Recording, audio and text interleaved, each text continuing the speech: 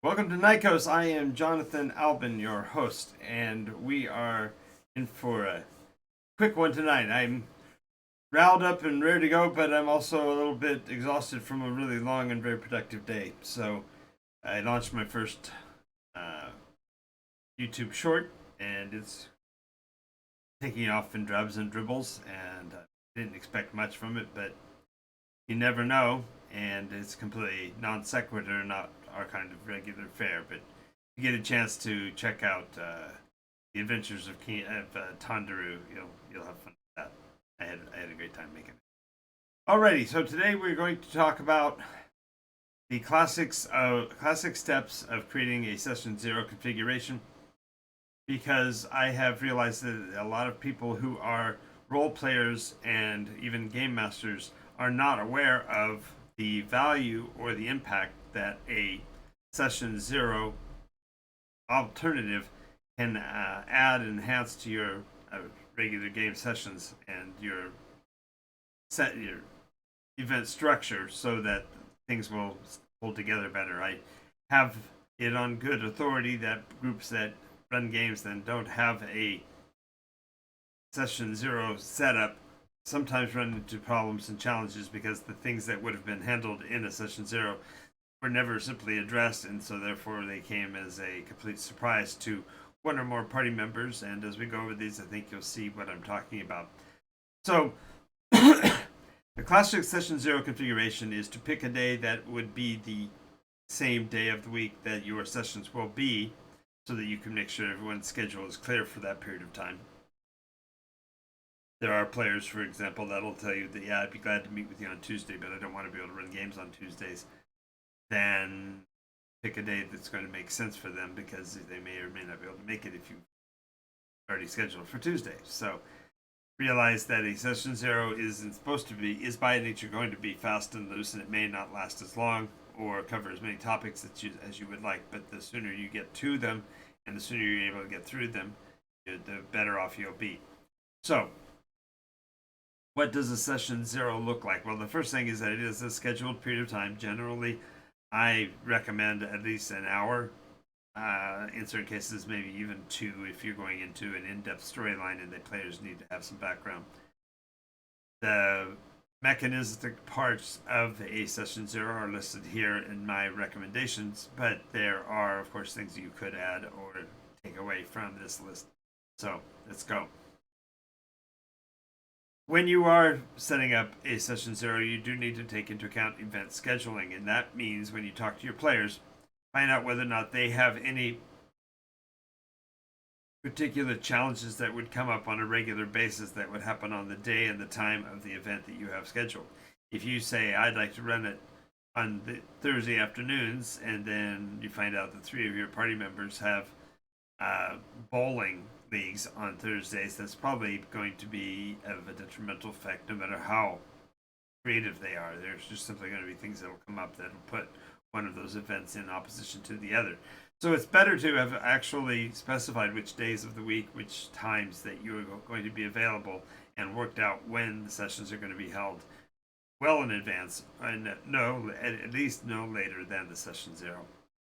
There have been groups I've seen that actually went all the way through the process, built everything up, and then when they got to session zero, found out that three of the four players weren't going to actually be there on a regular basis, and were only saying yes just to try to get a game going, because they, like many people, were desperate to get a role play game in somewhere. So the trick is just to make sure that you're being honest and considerate when you build your session zero timing, because if it's not useful to all the players, then it's not useful to any of them. Because if you're going to have any one or more persons that are not going to make it on a regular basis, that player is going to be deprived of the experience, and the other players are not going to have their full complement at strength when they need them within the story.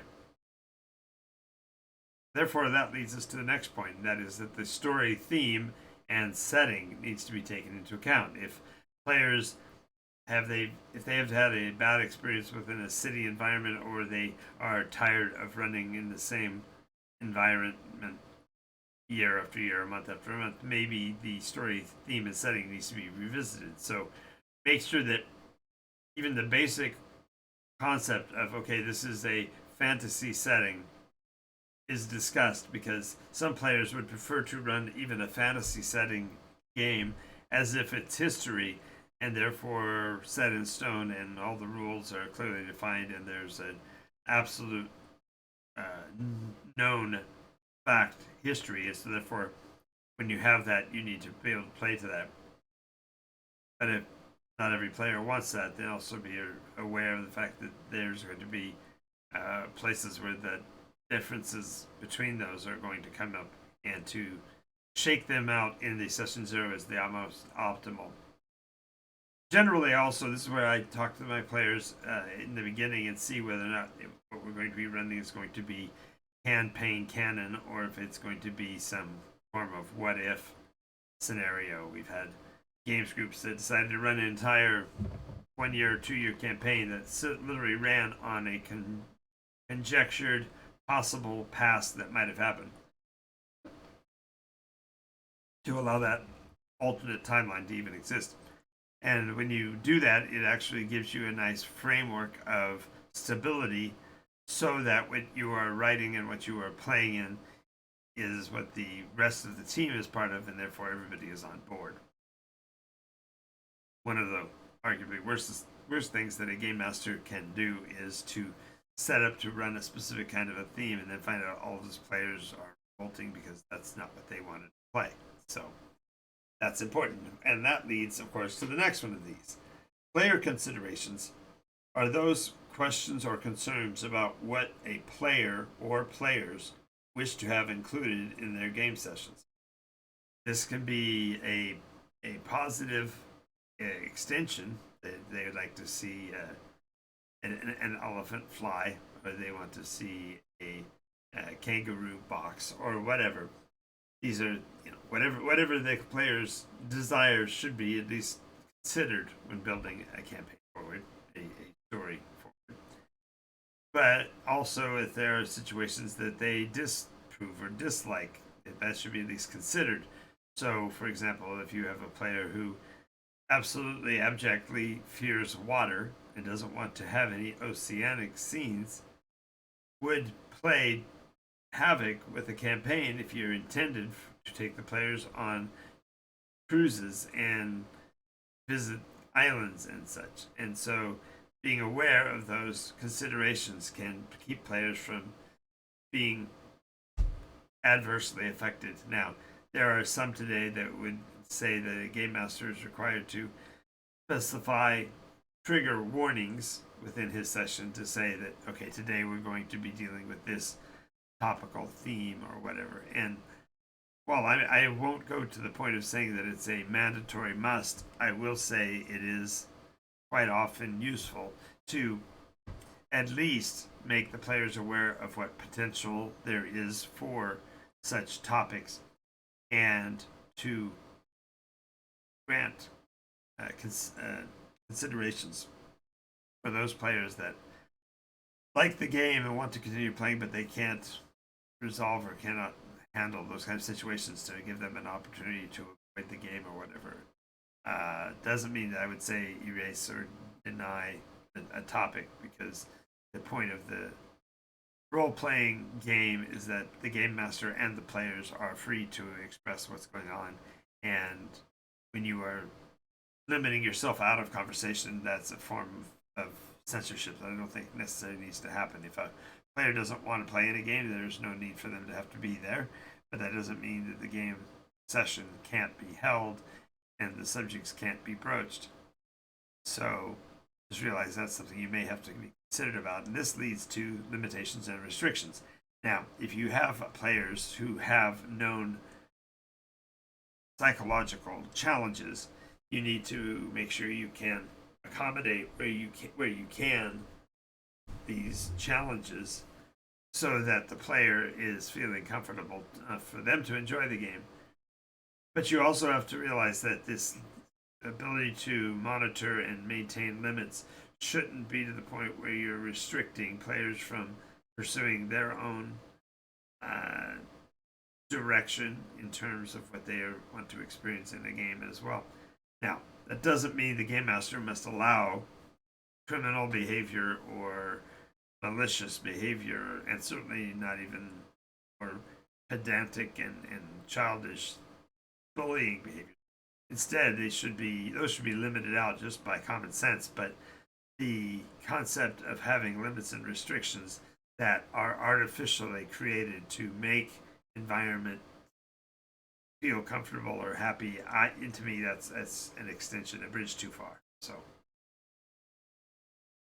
on the other hand, the very discussion of limits and restrictions should include things like will character death be graphic? Will there always be an alternative for avoidance? Will there be story elements that let the pressure off and just move past the actual death? There's many ways to do this, but the reality is that in a video game, characters die all the time. So in the concept of having such terminations happen in a role play game, for example, shouldn't be restricted out of existence, but I can see how it could be tastefully monitored to accommodate the greater number of players.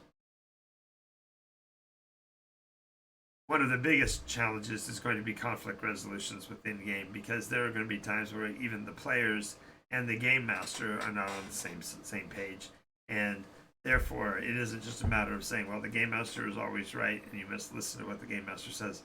There'll be times when the discussion of situations could even be untenable or difficult to adjudicate. And so realizing that you need to have some way of having conflict resolutions that are peaceful and civil.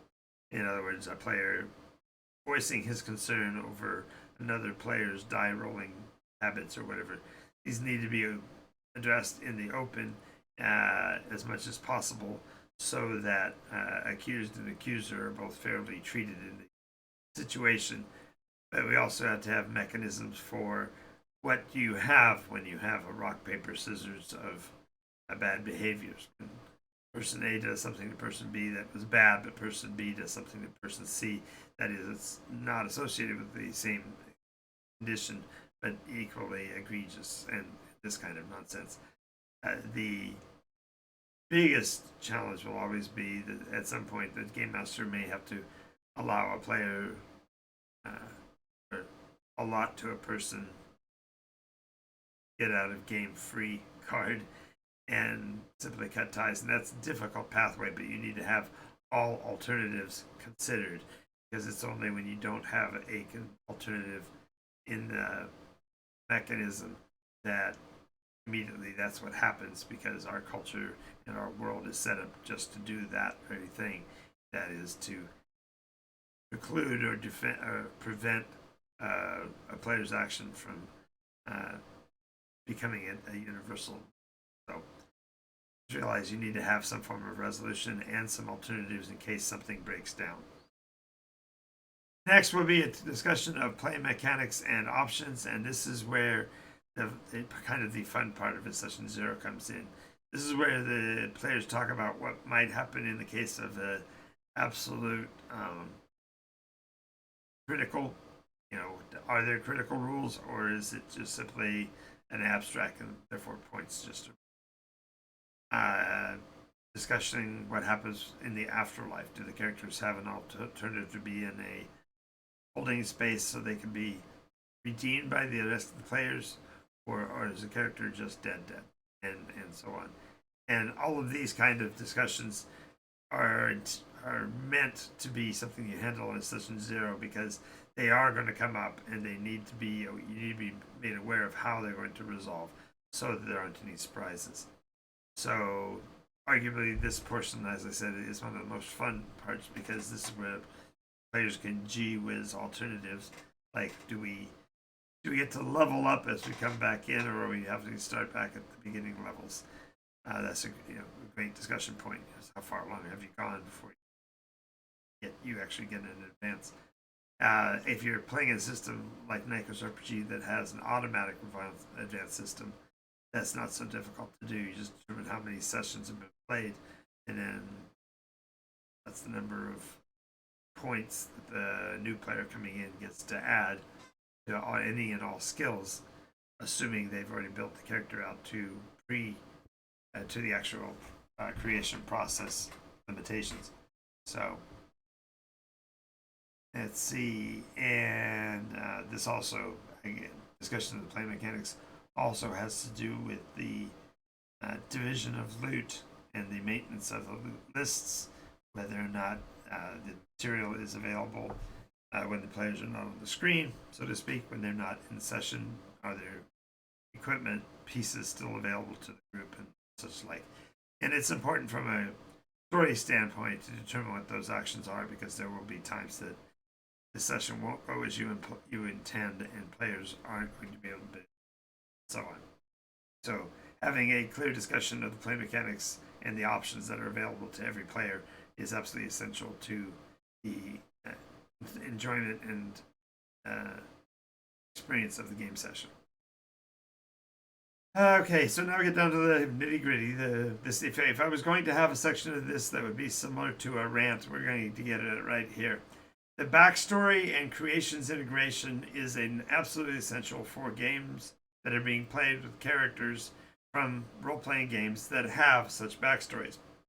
Not all games have that. As a matter of fact, many games start with you're in a bar, see, and you just go with the stats you got, and that's the end of it. There is no backstory. There is no alternative history. There's no pre-game lore that needs to be known. But in the games that do have it, you have to find a way to integrate that into the story as being presented, so that everyone else can be aware of what those backstory elements are and how they are affecting the character in the story. So the challenge to having the backstory aspect inside of the game is that many players don't comprehend what a backstory is really for, and they fundamentally use the backstory space in the character development process to describe all the things they would like to have happened in that character's life, and try to force feed them in the front door, so to speak, so that the players all have already accomplished all the things they really want to accomplish, and the character's already fully fleshed out and all of that in that instant. And this simply cannot be it should not be the case. And so the biggest role I can recommend is that have your session show become the backstory. So the things that you talk about in game with that character are the things that did happen to that character in life before the session, their actual beginning session begins. So that would cover all the things that go into a session zero configuration. I think this may be helpful to you, and if you get a chance to use this, let me know how it plays out for you, and if you have any recommendations on what you would do, put those in the comments as well.